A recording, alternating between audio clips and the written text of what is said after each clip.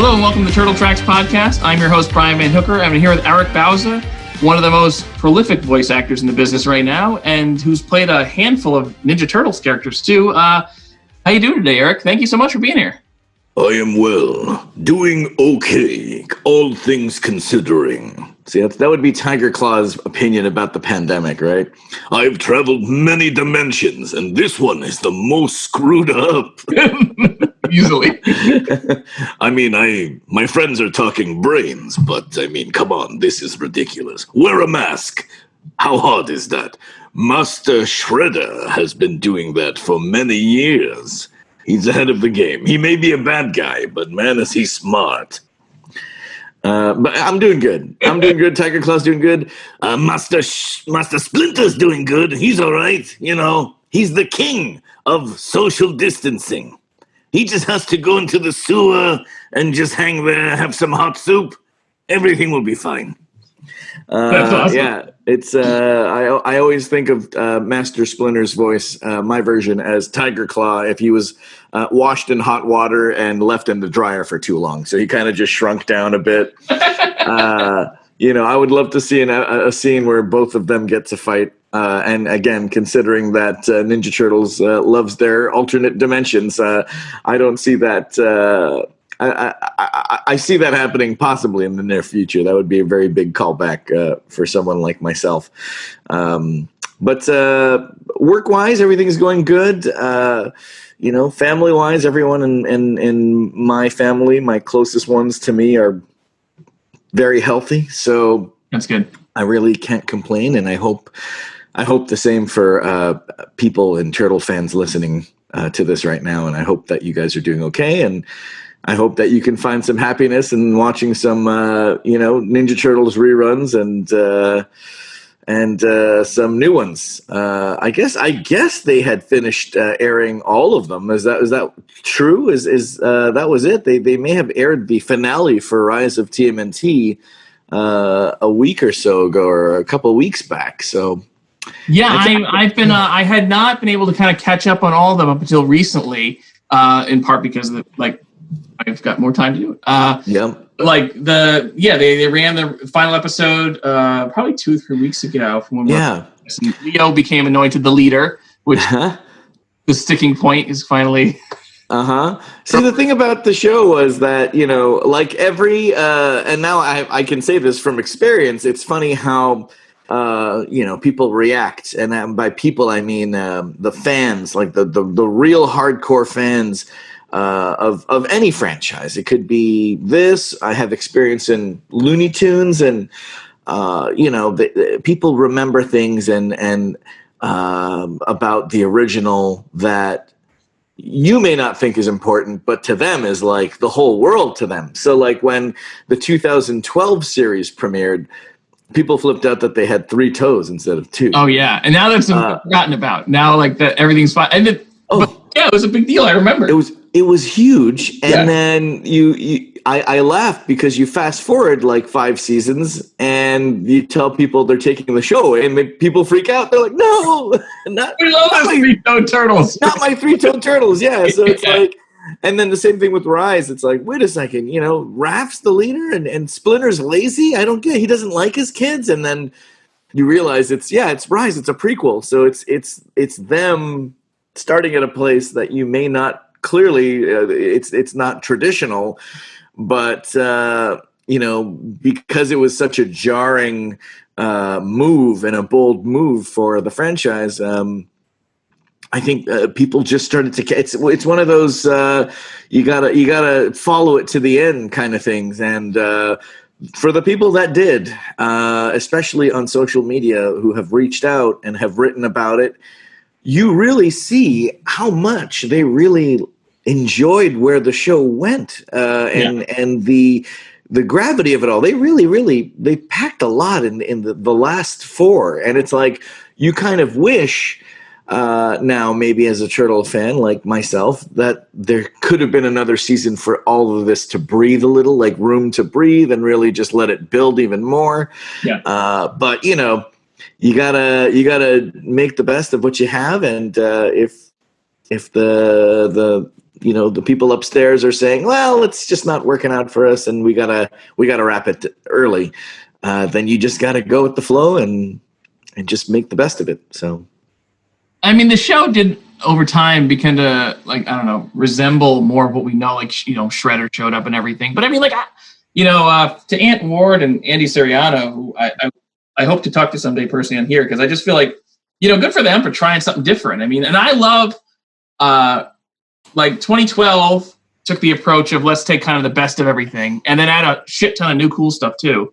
Yep. But like, I mean, seeing the same stories again for yet another time in Rise, I don't think we needed that again. I don't think it would have worked. I think that you have to really go and again explore other possibilities, introduce new characters, but still keep it in that same vibe. And man, oh man, as a guy who started out before I was a voiceover artist, I started out as a character layout artist in animation.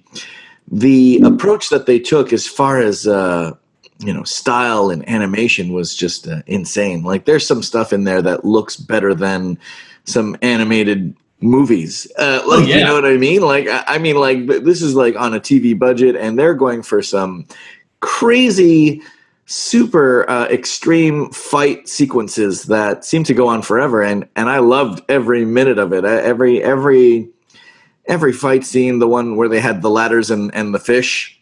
Oh yeah. Instead of like weapons, it was very, it was very Jackie Chan, and it was very, the animation style is very reminiscent of the Gorillas. It's why I think the show worked and the style worked is because it had that super stylized and graphic looking style where it's just, even if it didn't move, it still looks nice. And then when it does move, even if it's just a little bit, the animation is very specific, and it's very just very thorough and thought through, and very like, it doesn't have to move a lot to make it look like it's moving at all. And then when it does move, when it was really moving, it was amazing. So not just to Ant and Andy, but the teams that they had assembled. I know there was an Australian animation company, and whoever else touched that series overseas, and even in-house, I'm sure they had some really good technical animators, making things work. Kudos and congrats, and thank you for allowing me to be a part of such an interesting take on these characters that we all know like cousins. Oh yeah, I mean, it's a beautiful looking show. Like, it was just this crazy, like, frantic in the best way energy. Like, it's just, and like, I think the format change of making it, the 2 parts of the half hour for the most part, like, made it punchier and sillier, and like, it defined itself in its own weird way of like, this is a new take on Turtles. And if you dig, like, I had Rob Paulsen on this podcast right before it premiered, and he was like, look, if you dig it, watch it. If you don't. But like, the hate people were giving before the show even started was insane. And I'll tell you why. It's because they announced the intro, like the very first mention of this new show was in an article about the cancellation of the 2012 series. Yeah. So immediately you are like, hey, remember that show? It took you 5 years to love, and like, you can't get enough of it. We're taking it away, but we're giving you this new show that is completely insanely different. And, already. Yeah, it's true. People were like, wait, what? And I was like, oh no. Cause like, it wasn't ready to air right then and there. I think they should have just like talked about the old show, let it go. Yeah. And even if it was a month or even a few weeks before they talked about the next show, at least it was separate. They mentioned it in the same breath. And I think for me, that was like in my opinion, a little bit of a PR nightmare where you're just like, you've already attached negative feelings to the very first idea that there's going to be another show that's going to replace this one. Yeah. And it's like, people that they are hiring to make these shows are master artists, and it's like, there's no way it's going to be better than the last one. It's going to be better than itself. It's going to be as best it can be in its own right. Each and every time they bring these characters out, they always bring on some great people. So it's going to be good no matter what, I think. And you just have to give it a chance. But you don't, we're living in that age. You and I grew up in the era of okay, they're going to do a remake of something, and it's because it's been a year or two. Yeah. Before, when it was a remake, it was because you hadn't heard of the franchise in a long time. Yeah. Now we're living in the age of remakes on remakes. They're happening at the same time. Looney Tunes. They had Looney Tunes show. That was 2011. And then right when that one was people weren't into it because it was trying to do the animated sitcom, Family Guy kind of humor. I watch it back now and I think it's genius. It's super dry. It's kind of funny, the way that they use the relationships in that series for these, again, characters that we know like the back of our hands. And then they went kind of back to the drawing board with Wabbit. And that was literally right as soon as that Looney Tunes show was done. They immediately went right into it. Yeah. But even that one had enough time to breathe. But they didn't put it back on Cartoon Network like Looney Tunes show. I think the call was that it was too retro, or the Cartoon Network was well, it's too old-fashioned, and we'll put it on Boomerang. And even then, they didn't even do that. And then it had been a year or two, and then they already started making Looney Tunes cartoons, which is the one I'm on for HBO Max. So it's I've been on all three. Yeah. And when you're sitting there in an interview or Comic-Con and they ask you these questions, you're I don't know. Yeah. I literally am thankful for all those opportunities, but the handling, because I think they knew they wanted to put it on a streaming channel, but they didn't know when that streaming channel was going to assemble, because that was all because of AT&T. I think it's just very funny, the day and age that we live in now.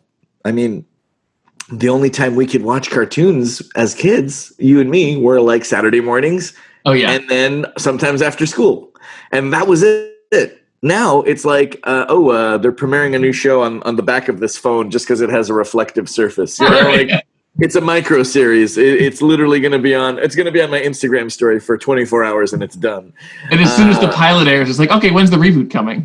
Yeah. So it's I mean, now they had announced that Seth Rogen's going to take over and make a version of Ninja Turtles. Yeah. Which I think for relationship-wise, it's going to be pretty funny, because their whole focus is on, what he's best at, and that's teenage adolescent behavior, and probably I'm assuming the dialogue between the four brothers probably will be super funny. And let's hope, judging from his comedic action background with Pineapple Express, who knows what he's going to whip up. And again, I'm sure, it's an interesting move to reach out to, a celebrity to do, I don't know if it's going to be a movie. I think it might. Is it going to be a movie? Oh, no, I think it's CG. I'm sorry. It's CG, I think. Yeah. A CG TV show or CG movie? CG movie. Yeah. CG movie. Okay. I thought it was going to be a TV show for some reason. I think it was a movie. Yeah. But, cool. I'm sure as soon as it premieres, they'll reboot it too. So.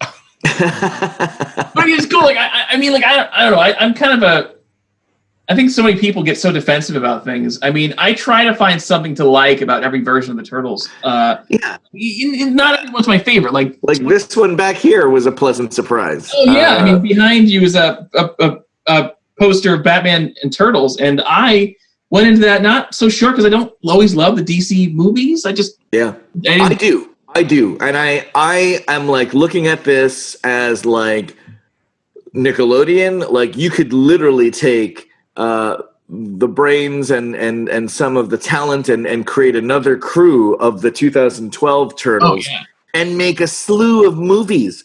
Yes. You could do one-offs till your wrists fall off and your hands fall off of your arms. What are you waiting for? This was proof to me. DC, you may or may not like every DC animated superhero movie, but the fact is they come out with 3 or 4 every month or so. It seems every 2 months. Yeah, you're right. And they're produced really well. They up the PG-13 every time. Even in this one, there was some like, oh my god, people had their. I was surprised. I really was. People were getting their arms chopped off or their heads or whatever, and they still managed to, at least in my opinion, again speaking from a fan's point of view, really cater to both sides of this union. You're like, oh, what angle are they going to do? Oh, and it's Ninja Turtles from New York going into Gotham, which is basically New York or Chicago or whatever East Coast metropolis. And it was funny because it was like their honest opinion about like, why are there so many blimps in the sky and like all this other stuff, and it's like, people have been shouting on Twitter for a sequel for this for at least a year, and it was again one of those things where I've played Leo, I've played Donatello in a span of shorts, not a series. Yep. Definitely this version of movie. This is a great trivia that I like to throw out there. Is that I was the 4th person to read. For the 2012 Raphael. Like I was in line to play Raph. Yeah, but there was a note. We did a table read. We did the pilot record. Like it was an animatic. It was never fully animated with my voice, but there's an animatic out there that exists where it's Jason Biggs, Greg Sipes. What's up, bro? Donatello as Rob Paulsen as Donatello and me as Raph. And then some notes had come down from the top. Some executives. One was like, it's weird. And I kind of agree with them that the edginess of like the edge of my voice sounds kind of like Jason Biggs in some respects. So they were like, it's very strange, but when we hear it, like we love the humor that he's pouring in as Raph, because I was getting like a lot of laughs with my line deliveries at that table read. They had flown in about a dozen Ninja Turtles fans from around the world. They had these amazing seats that were made out of skateboards at this event. Oh, wow. They had every Ninja Turtles toy up until 2012 on display on every wall in the Nickelodeon has a gymnasium where they do like special presentations and stuff, and it was really surreal. There's video of it, I'm sure, somewhere, of me reading as Raph, and I got replaced by a young actor by the name of Sean Astin. I don't know if you've heard of him, but he's a Hobbit and a Goonie, some people call him, and he played one heck of a Ninja Turtle. I think his performance as Raphael was exactly what the show needed, and it was. And then later, I got to play Tiger Claw anyway. So it's like, you go through a lifetime of bumbling henchmen to Shredder, and you finally come up with this character named Tiger Claw, who is, if Tony the Tiger, Han Solo, and Boba Fett had a baby, you have Tiger Claw, and a friggin' bounty hunter that like Boba Fett takes the weapons of every person he takes out, and he was a badass, and I loved playing. Yeah, I loved playing Tiger Claw. He was the Mo, and then Bebop and Rocksteady were Larry and Curly. Yeah, he did get that dynamic over time, which was kind of great. Oh yeah, even in that preschool, that one-off preschool version where they had the turtles, and Tiger Claw was like, shut up, he's just like, get in the van, you're making me angry. Every move that Bebop and Rocksteady did was completely, dismissed by Tiger Claw.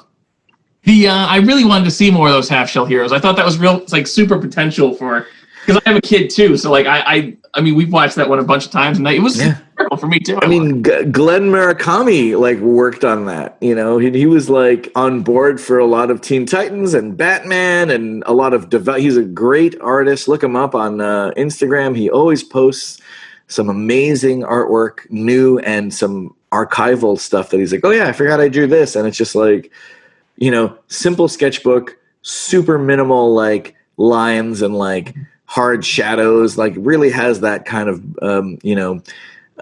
Mike Mignola, Bruce Timm, kind of like simple but like just bold kind of like art, and he helped design like a lot of that stuff.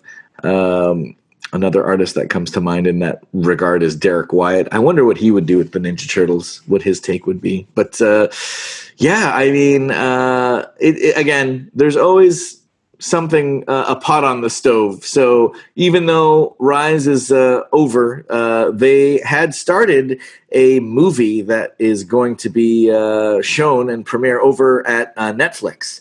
Yeah, I was going to ask you, is that still happening? So does that follow up right after the finale? Yeah, I mean, I think it might just be its own standalone story. I think that they do address everything that has happened in the series, but I think it's just kind of like its own story. And I'm just hoping that it's, because as you know, as series and production winds down, you have to start letting go of your artist department by department. So, of course, maybe one of the first people to go would be storyboard artists, because they're kind of like right after the script writing phase. And then, you go on to like maybe special poses. And then once all those special poses are done, you start working at the same time on backgrounds, color keys, and then you get the animation back and the voice acting. So I really hope they were able to retain all their top dogs on each and every department to continue on working with the movie. Yeah, I'm looking forward to that. I'm curious what else they'll do, because it kind of, it did feel like I wish there was another season at least to kind of live and breathe with those characters and to see Leo as the leader and see how it kind of evolves. But that's what I mean. It's like that would have been so great. Or if they had done like flash forward episodes, Yeah. I could have also done with like another, although to harken back to 2012 for a second, like the way they rebooted that series in the last season where it was Tales and kind of had these like 4 or 5 part chunk stories. Like, I feel like they could, like you were talking about with the Batman thing, I feel like they could do that once a year. To finish that thought, it was like, wow, like you look at the track record of Warner Brothers and their home entertainment, department, and the amount of, how many Scooby-Doo straight to DVDs have come out in the last 2 years? I can't even count on like 2 hands. And people love it. And they're always good. They're always produced extremely well. They're really funny. Same thing goes for all like the Justice League stuff. Flash, Batman, Superman, Batman, everything that they've done in like the last even 2 to 4 years. I mean, in the last decade have been so impressive. They go back to the well, they reinvent, and they have a new style. They have a minimal style. They have, there are some that seem that are a little bit more, this could have been a TV show. Maybe they had like, a thought to make, 4, just like you said, like 4-disc, like a 4-disc long movie with the Ninja Turtles, and you have a mini series, like put it up on HBO Max now that you have that, or I guess Netflix would be the home base for Nickelodeon, but you have that audience now that loves miniseries. You have that scope that is like, oh, it's only 4 episodes? Great, because they're going to be 4 amazing hour-long or, hour and 20-minute long episodes that all connect. And here's like 4 special edition figures that people will drool over. It's like when they released originally it was supposed to be just Michelangelo in the Batman. I have that right here behind me. Right. Yeah. That was the first one. And then when I saw the photos of everyone else, and I think Alfred's even, like, he even has a toy. Yep. I was like, what the F? Like, that's crazy. Like, I went out to, I guess it was GameStop exclusive, I bought, like, I have, like, a stack of, like, Leos in my closet that I'm, like, sign them, send them to fans or whatever. That's awesome. And they were the only, like, and I'm a huge turtle collector. But like, you can't see them from this far away. But my man turtle toys are all up because they're only turtle toys that look like that. They're really damn cool.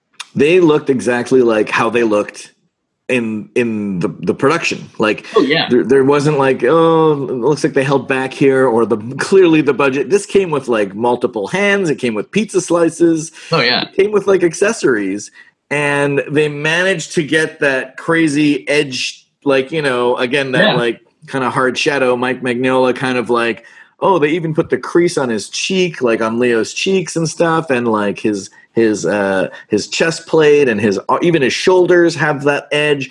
Like, they really went for it, and like the articulation's pretty good. And I was just kind of like shocked. I was shocked. Number one, shocked that they were coming out with toys, because almost everything I do, I'm like, where's the toy? I'm like, if you're not going to give me a shirt, I'm going to have to make the shirt myself, but where's the damn toy?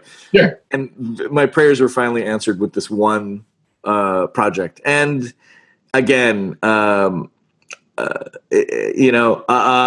only turtle I have left to play, technically, if we're talking technically, it's Michelangelo. So, wait, you played Raph. I'm sorry, because you're the only person to match Rob Paulsen turtle-wise, but I guess if you did Raph. Well, Rob will always be king of the turtles for many reasons. So many reasons. I love Rob. He is my hero. I was actually going to wear a Yakko Warner shirt for this interview, but I decided to go with classic bug stock. Nice. But yeah, I mean, Rob will always be top notch. Clearly, the Godfather of I call him the Johnny Carson of animation. By the way, because he had that podcast, and he's an icon, man. What can you say? He's so classy, and he knows how important his contributions to animation are, and they are. He's worked on so many remarkable things, and it's not even like he has to stretch his voice that much. I mean, like, they all live within the same neighborhood. It's the acting, of course, that he pours into these roles that makes him different. But he does have the crazy vocal range. Like, him and DiMaggio, they have that very distinct sound to their voice. No one is them. It's not a Billy West where you have no idea who the hell he was. It's right. Yeah. But it's that just goes to show you, like, and just like Billy West, their careers have stood the test of time, and that's the kind of, for a voice actor like me, generations below them, I think about that often, and I'm like, wow, like, how do you survive this long? And it is because of award-winning acting. So I got to get good. If I want to last, I got to get good. Yeah, he's also just such an infectiously nice guy. Like, he's just a sweet. I've met him a handful of times. He did the podcast. Like, he's just such a sweet, good dude. He really. Did you ever get to meet him over at New York Comic Con?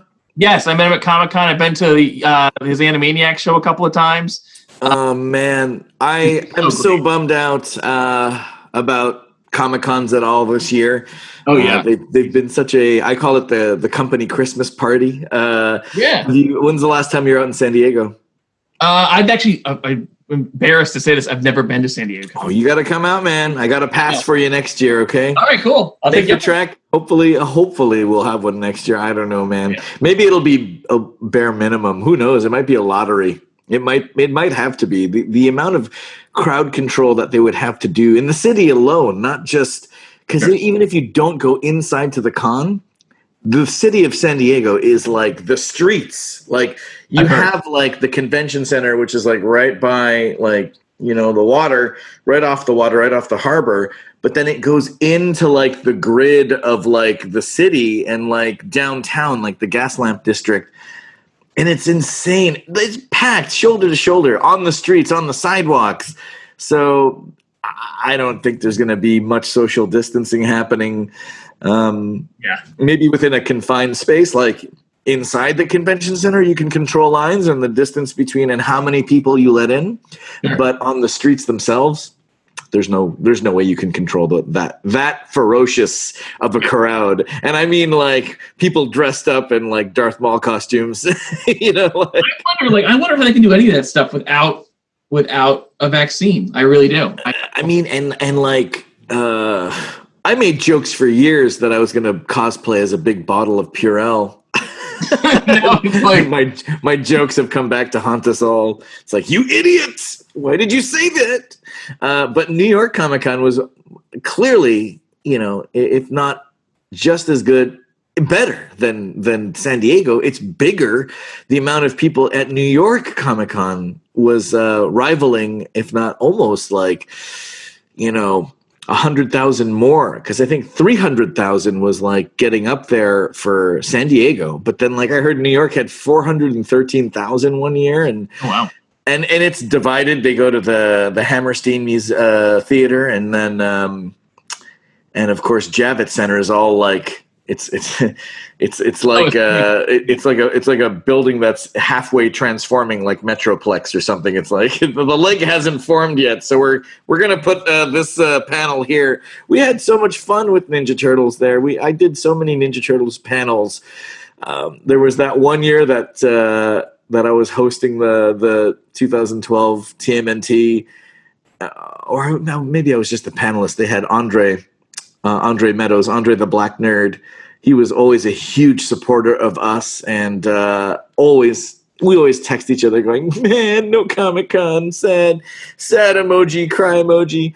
But one year in New York, because they had these Ninja Turtle WWF crossover toys. Do you remember that? Yes, I do. Yeah, it was like Sting, I think. Yeah, Sting came up on stage with us, and wow. I was laughing so hard because I was like, oh my god, get my phone out. I had to film because I'm a huge WWF fan as a kid, at least for the classics.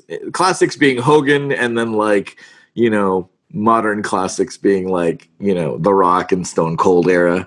Thursday SmackDown, Monday Night Raw, when it was still on Spike TV. But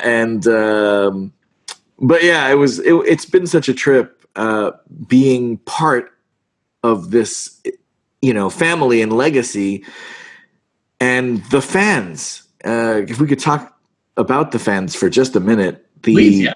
the loyalty and the just outpouring of love, and every time we would be there in San Diego, just the regulars that we'd get every year, there would be people we'd see, and it'd become a thing. The first year you're like, oh my god, there are some pretty diehard fans out there, and then you do it 3 or 4 more times, and it just it's like going to your favorite bar.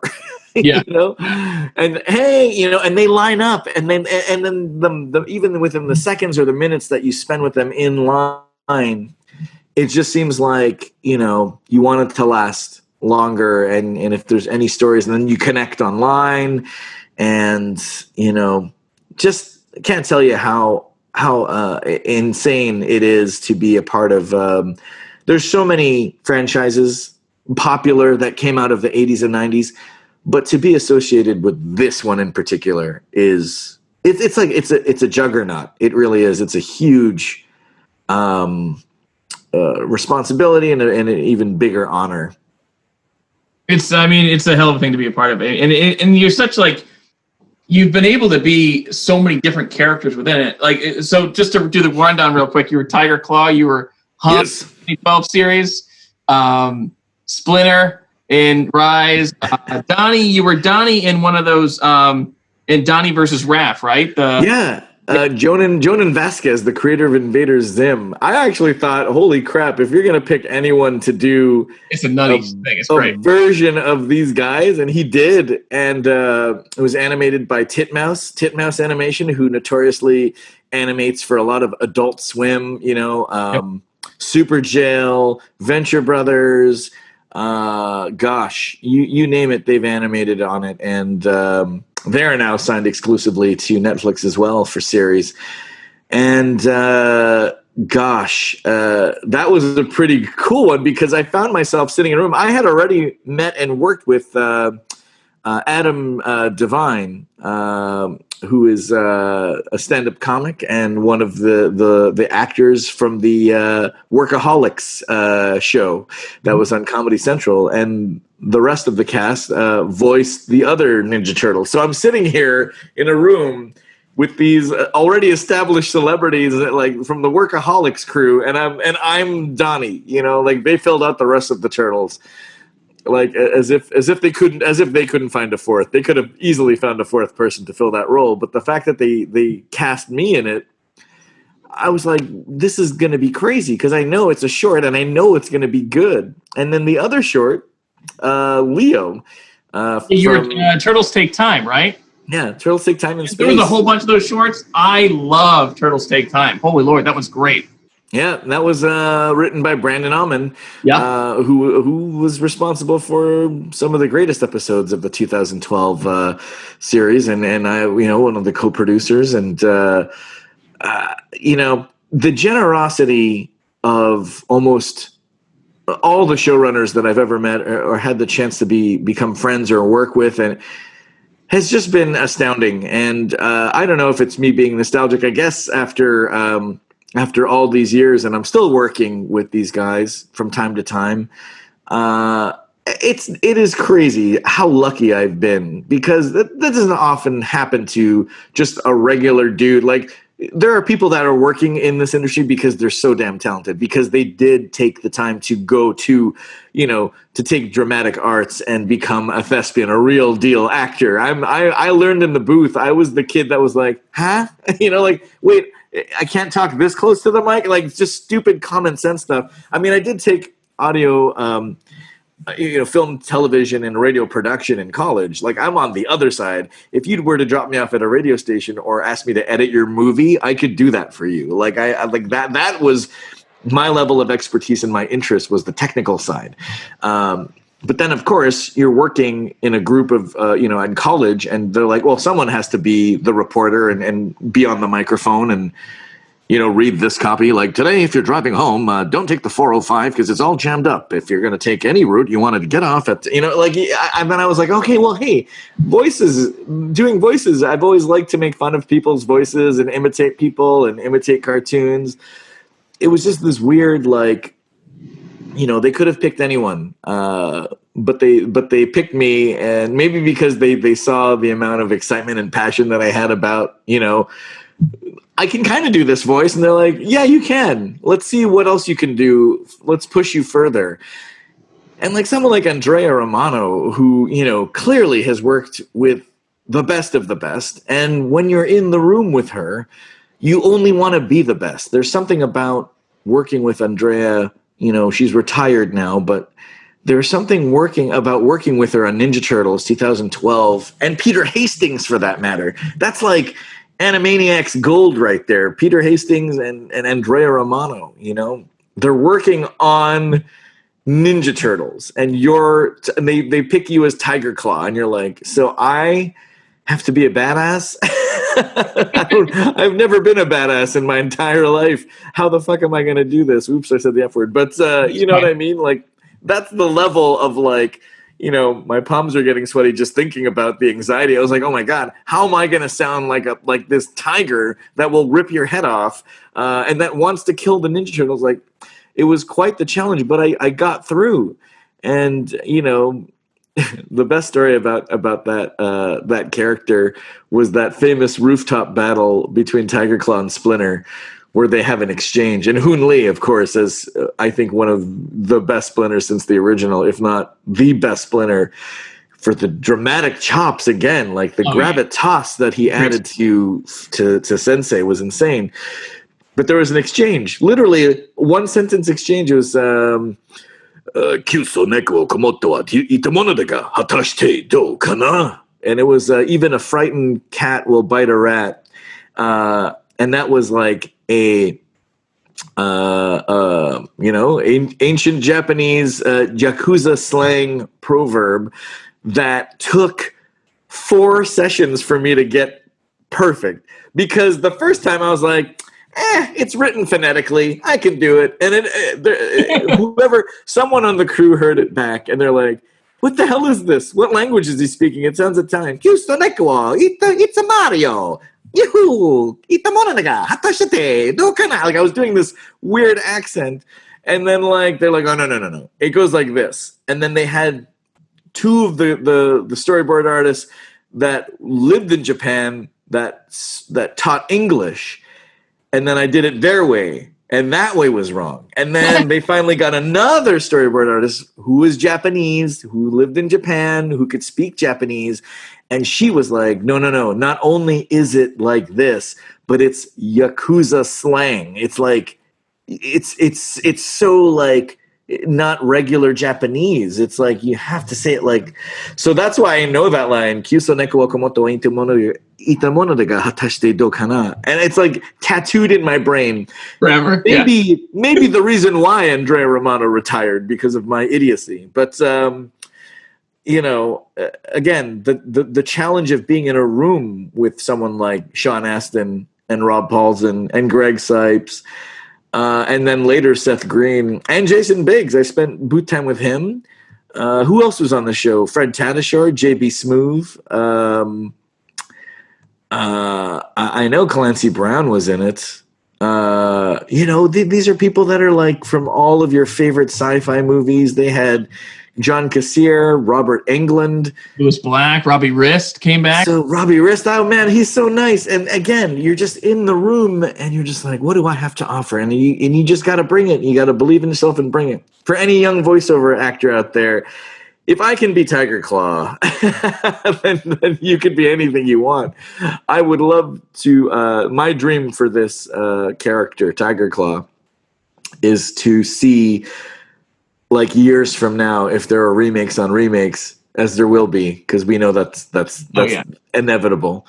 I would love to see someone else take over the role, you know, a couple times, and someone else after that. Like, I would love to see their, like, for them, for hopefully he was popular enough for there to be a need for him in another version down the road. And I would love to see someone else, you know, take over the role or something, just so I could say I was the first one, and that there was a following. That would be so cool to me. But you know, my son has to go to college. Personal to you of the Turtles characters you played? Is he like the most personal because he was the first, or like you? I think so. I mean, clearly, like playing someone like Leo in a successful version of like the Turtles, or Master Splinter, which was completely left field. Like someone that, you know, he was like of the Mr. Miyagi kind of brand of like tough love.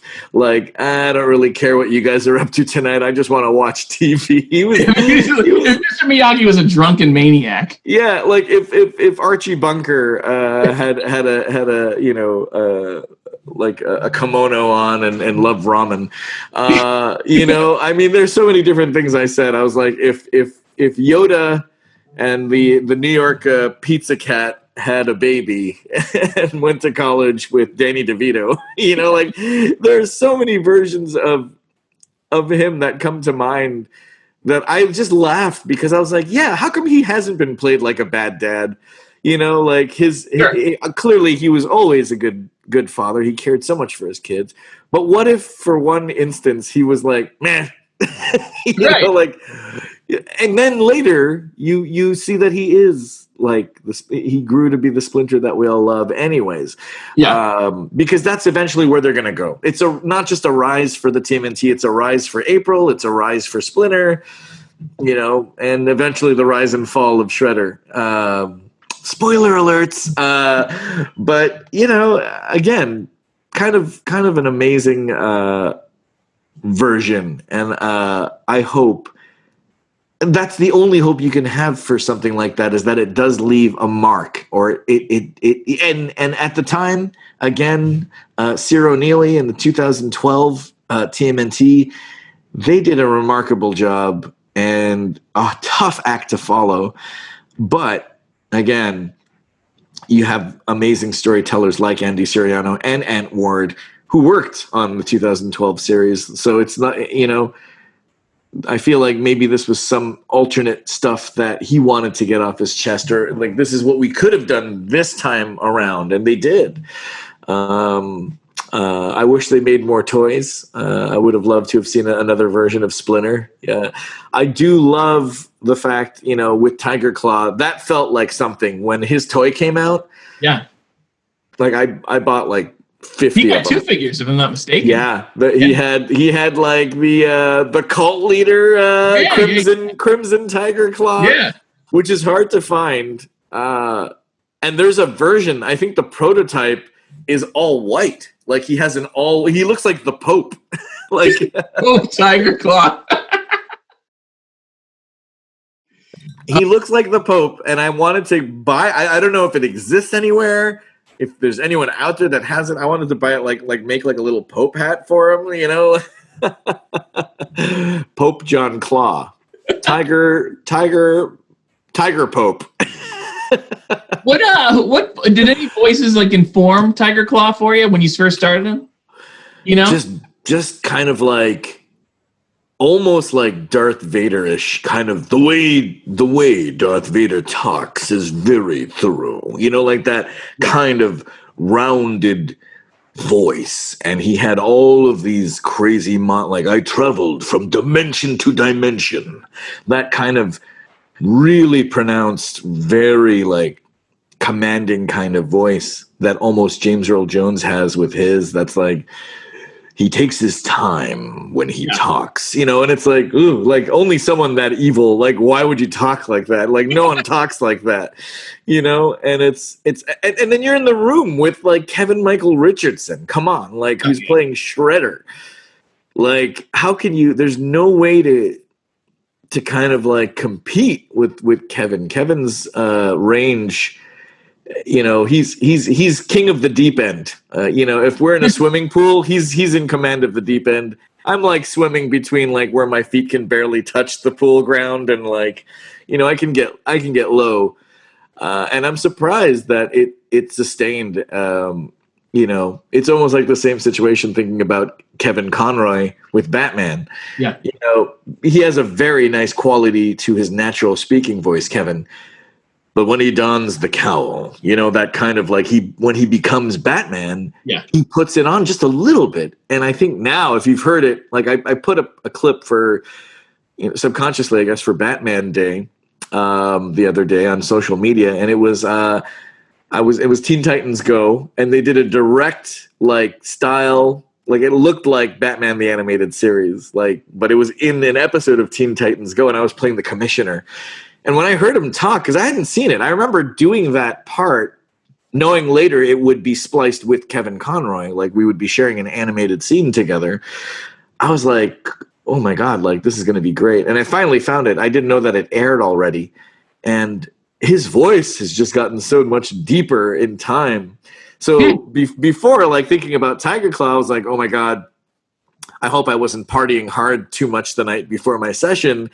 Because even when you think about like high pitched voices like SpongeBob, if Tom Kenny, who has a band now, you know, he's been singing on stage, if he like wrecks his voice just a little bit, he told me, he's like, it's hard to get into that SpongeBob range. But I'm like, if you wreck your voice, it's hard to even get into the low range too. Like having to speak like this for 4 hours is very hard. Does it hurt? But when you get close to the mic, you don't have to do it that hard. You know, you don't have to try that hard with mic technique.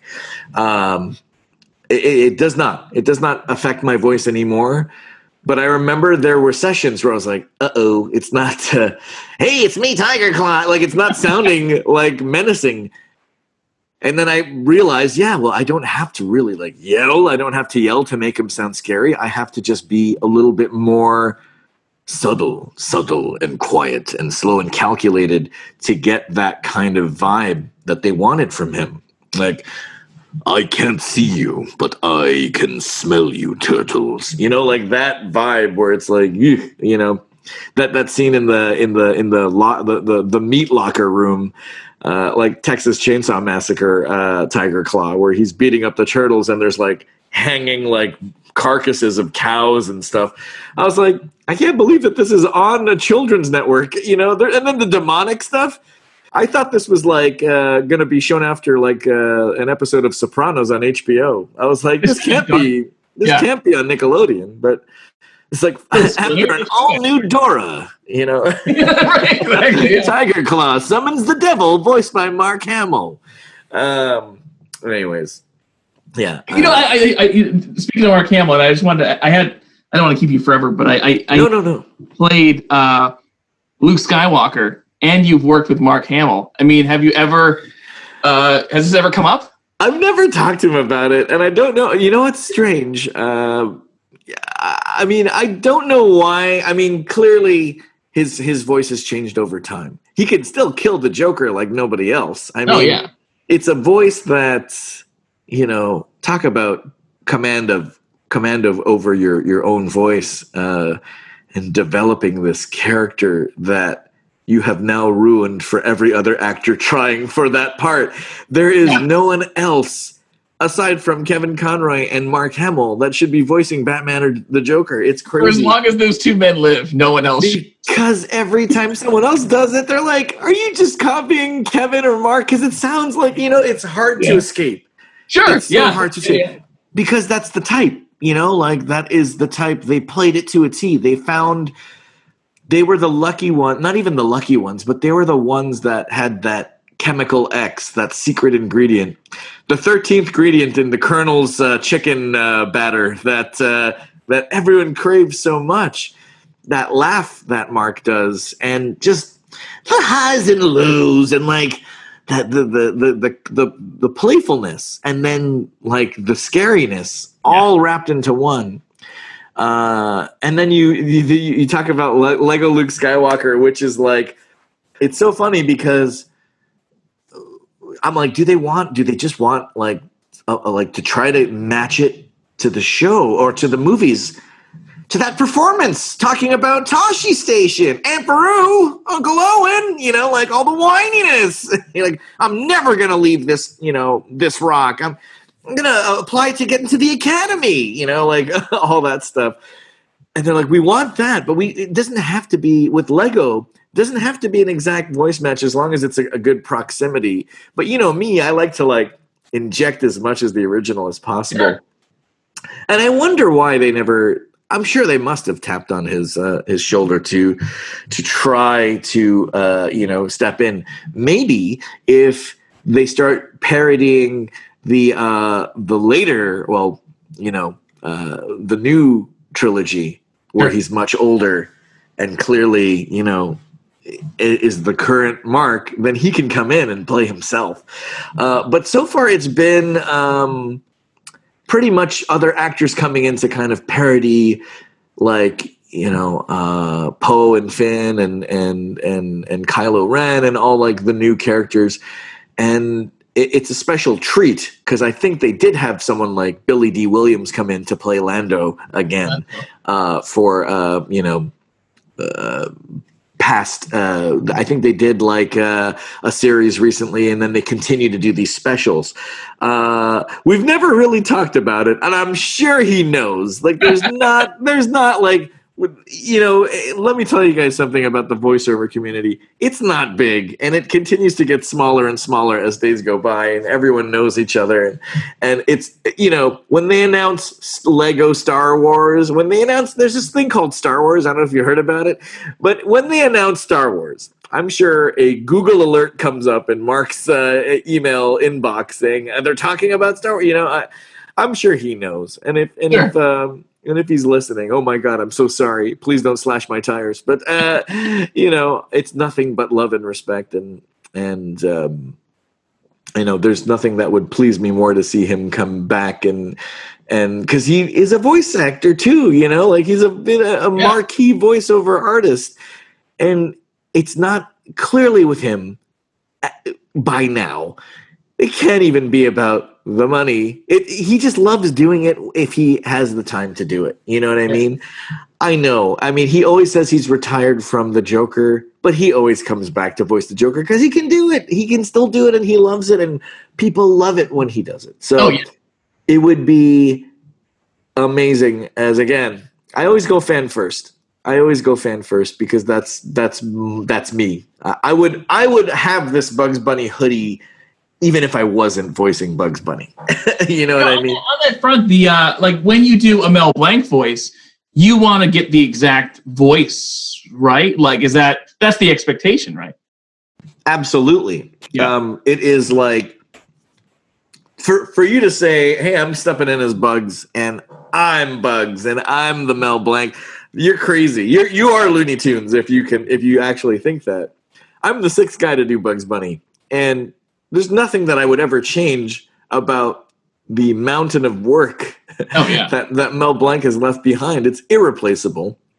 And what I love about other people's performances as Bugs is that clearly they have taken something with them from their whole life and put it into their performance about what they love about Bugs. Like when I hear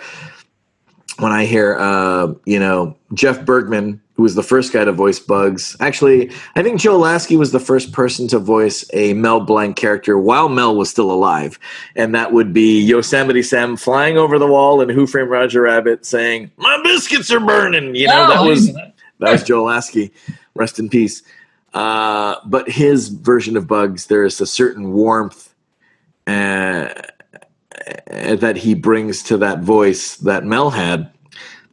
And that was in Looney Tunes Back in Action.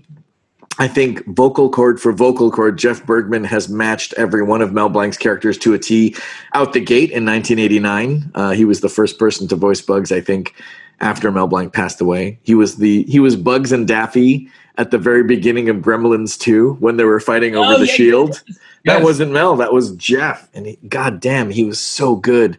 I mean, still good. Still can do those voices. And but what I miss the most, and Billy West, if you listen to the Space Jam soundtrack, he's the voice of Bugs Bunny rapping in a track called Buggin'. That was the name of the rap song, written by Sean Carter, a.k.a. Jay-Z. He was he didn't use Jay-Z on the soundtrack, but he wrote his real name, Sean Carter. And I was laughing. I was like, this song is made by Jay-Z, and it's Billy West rapping as Bugs Bunny. And it's so good. If you listen to him, I would listen to that over and over again as a kid and go, oh my God, this guy could do Bugs Bunny and he's rapping. It's blowing my mind. And Greg Burson, who's also passed away, he was the Bugs Bunny in both Nike commercials. I think they were both Super Bowl commercials where Bugs Bunny and Michael Jordan team up against a gymnasium full of jocks. And then 2 years later, Bugs Bunny and Michael Jordan team up against Marvin the Martian, who has stolen every Air Jordan shoe. So there is an element of every one of those performances that I love, and I can see exactly what they're trying to pull out of that performance. What I wanted to bring to my version of Bugs was the manicness of Mel. There is something about when you're impersonating and voice matching a classic character, you can get so accurate that it keeps you in this box of just the voice and not the acting. How dynamic those characters were. Like if you close your eyes and listen to like Yosemite Sam or like even Bugs or Daffy or Sylvester, there's so much punch and power that he injects into those performances. It's crazy. You can do, and someone from the New York area, Doc, you can see whether or not I'm hitting the mark, right? I mean, you can do the nasally Brooklyn type accent, right? But it's the stuff where he's like, ooh, I'm dying! Like that stuff where it's like, oh my God, like that's not even Bugs anymore. It's like, he's just Mel Blanc. And then, he... Oh, and hey, Doc, and then he gets back to this, like, don't hurt me, Doc. You don't want to eat me. I'm all skin and bones. Like, it's that stuff where it's like, it's that level of energy as opposed to just like, okay, I'm in the pocket as Bugs, and that's what's going to keep my audience is that I sound like Bugs.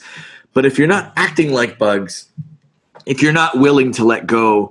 And yeah, if you watch Looney Tunes cartoons, like the 10 episodes that are up on HBO Max now, those were definitely like the first few weeks of me doing the voice. And I'm still trying to find my like footing. I'm standing in a room with Jeff Bergman and Bob Bergen, who have been doing these voices for 30 years. And I'm like, hi guys, I'm the new guy. And it's like, total respect. And they totally didn't call me on anything or like give me any notes. They just let me do my thing. But if you watch later episodes, as these episodes roll out, know that I am getting like more comfortable with trying the yelling, the crazy, like that dynamic stuff. And there was one moment in the trailer where Bugs is walking through an amusement park going, food and high cholesterol and saturated fat, scary rides. I am amused. Like that weird Mel Blanc yell. Yeah. I did it, and I remember when I recorded it in the booth, I was like, crapping my pants going, oh my God, this is what's gonna, like, with the fans, they're gonna be like, that's not Mel Blanc, but when they heard it in the trailer, the amount of positive response that I got, like, they're like, oh my God, like, he's doing the yell, like, they recognized it, and that's what I wanted to do, was give that feeling again. And the same thing with, like, these guys with Ninja Turtles, when they're like, oh, you're going to play Leonardo in a movie and you're also going to fight Batman. It's like, okay. The idea was just like the straight man. He's the straight man. Sure. Leo's the guy that's like, okay, we can leave the sewers. That's fine. We can go to Gotham. We got to find out who this Batman is, but we got to do it all before Splinter finds out that we're away, or else we're grounded. Like, it's like that. It was just my voice. But just the seriousness and tone, and the moments where he'd be like, oh, okay, Mikey, calm down. Like those moments where you're like, this is what you remember about this character, about Leo or Bugs or Tweety or Marvin or Daffy. You haven't said anything about Daffy this whole time. I actually had a really question for you about Daffy. Oh shit, you froze up. You there? Oh, what's that? Shit, are you there? Sorry, we froze up. Daffy broke the internet. All right, we're back. Okay, I had a quick question for you about Daffy. So you've done Daffy. Do you do him now? Oh yeah. Yes, I'm doing him right now, exactly at this moment in time. It's basically my impression of Richard Dreyfuss with a lisp. You do Daffy, but somebody else does Sylvester, right? Yeah, Jeff. Same voice. Well, here's the thing. I'm doing. It's funny because Daffy is Sylvester, but sped up. Right. So if I try to do Sylvester, eventually, hopefully, I would love to do Sylvester, but I haven't really quite practiced that floppy cat sound. He lives more in the basement, and I think he's even floppier than Daffy. But when I do Daffy, I do the end result Daffy after you're already sped up. It up. And I have never tried to do Daffy the way Mel did it, which was he would do Sylvester and then they would speed up his voice. Like in Roger Rabbit, you can YouTube, Daffy Duck, Roger Rabbit, Mel Blanc behind the scenes, and you'll see him perform. When Daffy and Donald are playing the dueling pianos in Roger Rabbit, it's like, does anybody understand what this duck is saying? The last time I worked with a duck with a speech impediment. All that stuff was Sylvester, and then they sped it up. Right. I would be curious to hear how my performance as Daffy would change if I did that technique. But there's something about doing like a version of Daffy where I already know where all of this stuff, like all the highs and lows that he has, like it's in my brain. Like, I mean, it's like Cartman from South Park. Like if you watch that documentary 7 Days to Air, Trey Parker's doing Cartman, but he's not doing like this thing. Like he's doing this weird like fat kid voice that it just sounds like a fat lazy guy like this. Like, oh come on, mama, I want a new laptop, And when they speed that up for whatever reason, it becomes Cartman. Sure, it becomes Cartman, the one that we know, the evil, cynical fat kid from South Park, and it's amazing. I don't know what it is about that performance. Because before in that movie, Basketball, the Zucker brothers movie with the South Park guys, there's a moment in the film where they're trying to psych out the other players who are shooting the basketball into the hoop, and he does the Cartman voice, and it's like, it's Cartman. He's going, hey, yeah, see, like he's doing the Cartman voice, and it's like, oh, so he does it like that. And then, decades and decades later, you're watching this documentary, and it's not like that. It's completely this different thing. And of course, characters evolve over time. Homer didn't sound as dumb as he more did. Walter Matthau back then. Yeah. That's right, boy. You better go back inside or else you're grounded. No, he sounds like this Marge. I just want to eat this donut. Oh, Homer, it's full of cholesterol. Don't eat that donut. Oh, Marge, come on, you know. I know we could sit here for hours and do that, but is there anybody in the Mel Blanc register that you've never felt like you could get quite right, out of curiosity? Well, I mean, that's a great question because you think about it, and there are some. Pepe Le Pew. I have been voicing Pepe Le Pew, yes, as the skunk that chased the pussycat. You know, when I do the kisses, I'm into it. Like I'm like, okay, I'm in the pocket. But there is a very hard thing about this voice that is very much just Mel Blanc's regular speaking voice. If you watch his interview, again, what I love to do is watch interviews of people, especially like Mel Blanc, and there's only a handful of them. I wish there were more. I know there's got to be more out there in existence, but you know, he's got this very, and he comes from he was at the birthplace of radio, for crying out loud, in the 30s and 40s, All over the Jack Benny show. Yeah. Yes, and it's like, that's how he was trained to talk. He has a very clear voice, and it's very, you could hear every syllable and every notation in his voice, and he's going through the list of voices that he's done with Letterman, right? And, you know, he's already probably in his late 70s, early 80s at this point. And he does Pepe Le Pew, and it's one of the hardest voices that I feel like in any voice actors, like if you're going to try to do a voice, this is the one. Oh my God, good luck. It is a hard voice to do. That one, Yosemite Sam is so hard because it's like, he's a real raucous cowboy. You know, he's hey rabbit. You know, I mean, if you were to do that for 4 hours, like good, that is what we call a Friday voice in voiceover, because you don't speak on Saturday or Sunday. You know, you don't have to voice act. If you were to do that on Monday, your whole week is screwed if you're a voice actor. If you got to wake up rabbit, you know, and do that for 4 hours, ooh, that rabbit, I hate that rabbit. You know, like that's, I mean, I could do those lines because they're catchphrases. Anyone knows that one. But if you were to do like a whole, like, Fred Tatasciore, the guy that's voicing Yosemite now, as we know, Bebop, or Rocksteady from the 2012 Ninja Turtles. Okay. He was Storenko. He was the Russian Rocksteady.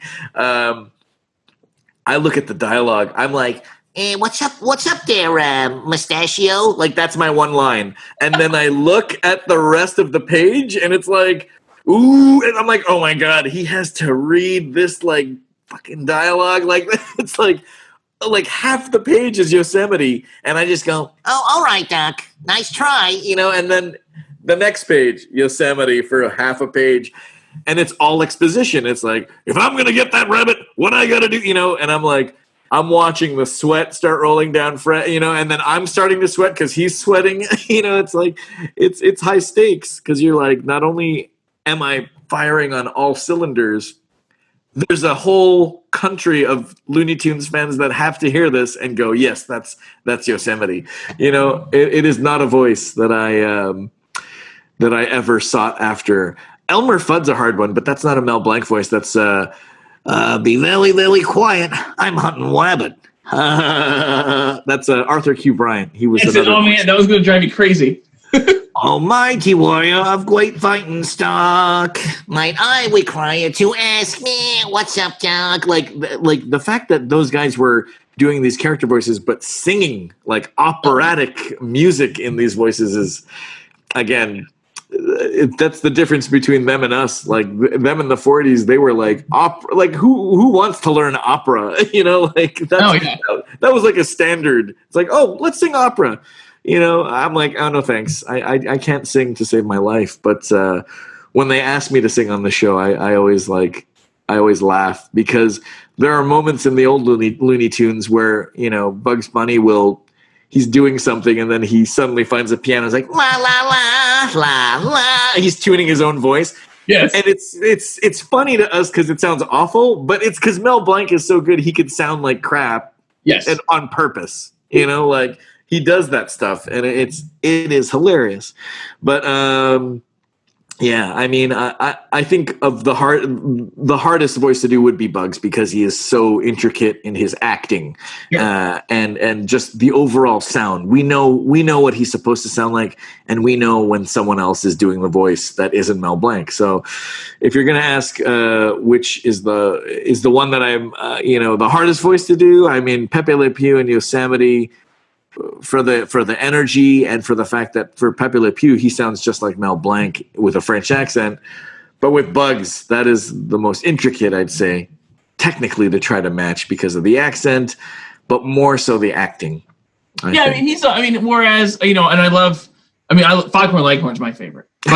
Yeah, me too. One note character. Bugs Bunny is a whole person, Yeah. Every short, he is constantly becoming, and it's an evolution too. Like it's not like, and just like people, it's an evolution. They change and sometimes they stay that way, and then sometimes they're different in the next episode. And I feel, and same for Daffy, because Daffy started out like a lunatic and then he became super greedy. Yeah. And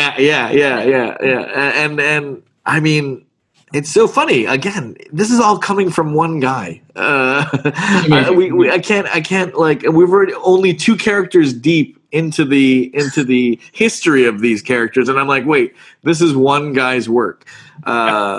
It's incredible, and again, I'll never not be thankful for the opportunity to be a part of not just the Ninja Turtles but the Looney Tunes franchise. Speaking of which, I probably should wrap this back around Ninja Turtle. When I had Ken Mitroni on here, and because he was a Turtles artist, and we spent probably 60% of our podcast talking about Jack Benny, and we remind ourselves this is a Turtles podcast. Oh yeah. Now Mel. I love the Ninja Turtles. Oh yeah, why? They got to get more Samurai Rabbits on that. Usagi Yojimbo just, he needs a partner. I mean, that would be Usagi Yojimbo and Bugs Bunny. That's a crossover waiting to happen. That's like the Rush Hour of cartoon Samurai Rabbits. My last question for you, and I asked this of everybody: who is your favorite Ninja Turtle? Donatello. Oh, nice. Always, okay, me too. Always. I was always about the nerdy turtles, like the tech character, the character that had all the gadgets and would fail miserably. And I love the bow staff. There's something cool about that weapon, like that, like long stick. I mean, clearly, I think the most deadly weapons have to be the katana blades with Leo, but Donatello was, for whatever reason, he was always my favorite Ninja Turtle, and it hasn't quite changed. Even playing Leo more than I have Donatello. He would definitely be my favorite. That's How awesome. about you? Donatello. I've always been a Donatello. Right. And I remember when I first got the news that Rob Paulsen was playing Donatello, I was like, oh my God, what a dream casting for Donatello. Good Lord. Yeah. I was so excited about it. And I mean, I just, throughout every version, for some reason, Donnie always ends up being my favorite. So yeah. And again, I will say this though. If I grew up with the 2012 show, it might be Michelangelo, because Greg Sipes is so damn good. Here's the funny thing: between him and Brendan Michael Smith, who played Mikey in Rise, they're 2 different people, but the exact same person. There is a certain personality type, and having again been on 2 series back to back with Ninja Turtles, having seen people step in and become these characters is quite a remarkable thing. Again, I equate it to you're an actor. You're sitting there, you get an email pop up from your agent saying they want you to audition for Leo or they want you to audition for Michelangelo. These are like Shakespeare characters at this point. Yeah. You know what they're supposed to sound like. You know how they're supposed to act. Unless again they're saying, no, he's the tech nerd this time or whatever. But even when they did change, like between Raph and Mikey, they were still struggling with their emotions the way they do. Like Raph was the leader, but he was still needs to be more in control of his temper, And if there's anyone that did switch a lot, Leo was more like the sarcastic, wisecracking Raph from the 80s. Yes, But he is. Brendan Michael Smith, who played Mikey, it was like another version of like Greg and vice versa. Like when I would walk into a session, they were like the exact same person, and it was really funny to see.